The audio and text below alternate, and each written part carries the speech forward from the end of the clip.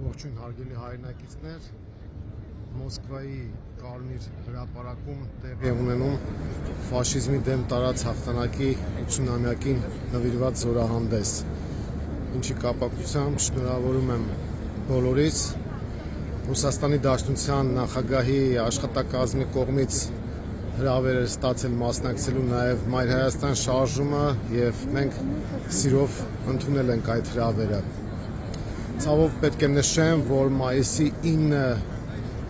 մասամբ է տոնական դարձել մեզ համար, որովհետև մեր եռատոնը դավաճանաբար գողացվեց, խլվեց մեզանից, բայց մենք պետք է մեր մեջ ուժ, կամք եւ վճռականություն գտնենք, որպեսզի կարողանանք նոր հաղթանակներ ունենալ։ Ես կարծում եմ, որ հայ ժողովուրդը ունի այդ ներուժը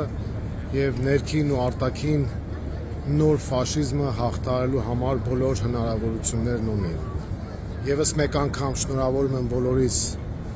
մայիսի 9-ին տարած հաղթանակի կապակցությամբ, մեր պապերի տարած հաղթանակի կապակցությամբ եւ նոր հաղթանակներ եմ մաղթում հայ ժողովրդին։